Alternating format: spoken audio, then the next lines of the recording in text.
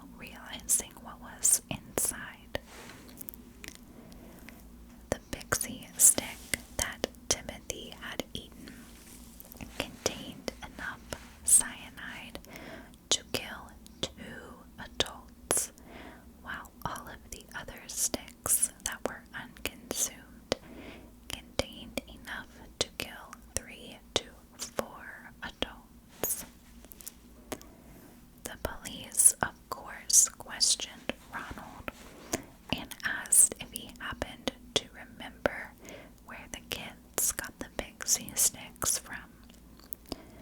Ronald claimed that he didn't remember where the exact house was located. The police, of course, continued to question Ronald. They knew that Ronald had brought the sticks back to the group, but he still couldn't place which house they came from.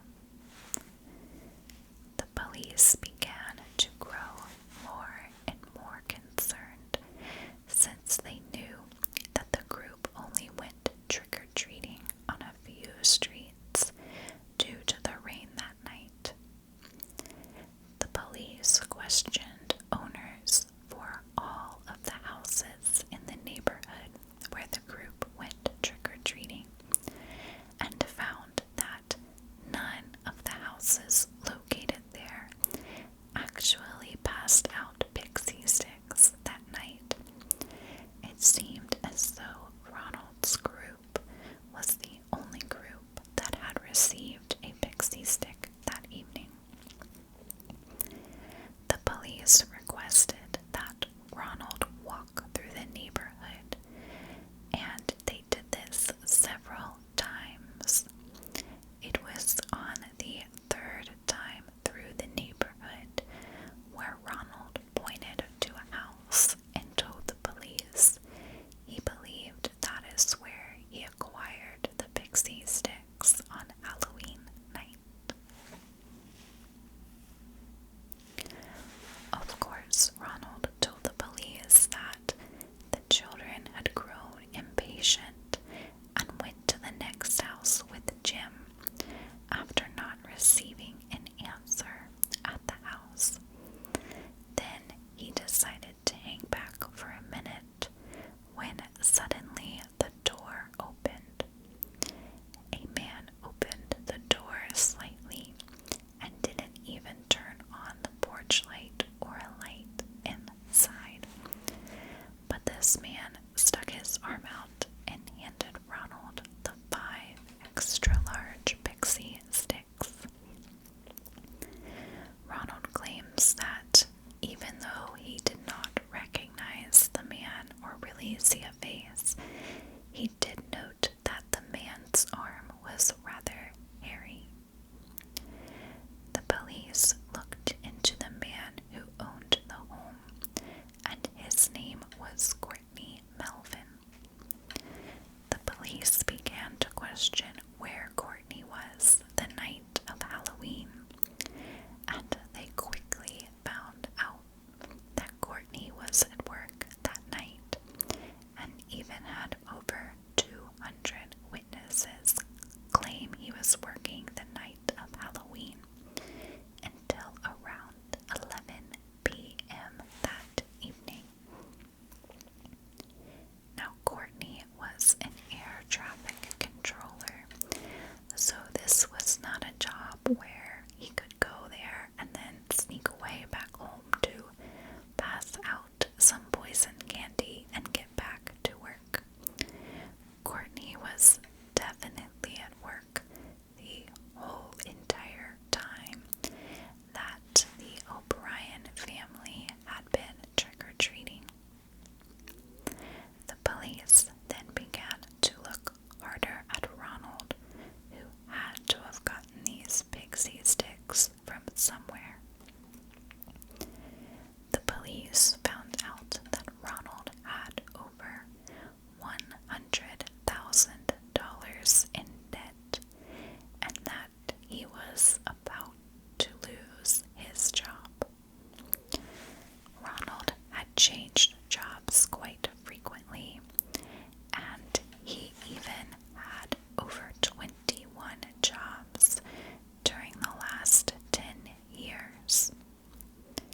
At his current optical job, Ronald was being accused of stealing money and items from his work, and they were looking at letting Ronald go all because of this.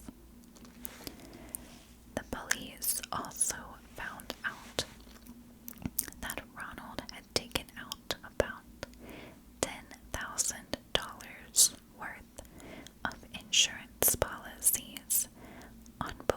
his children back in January of the year 1974.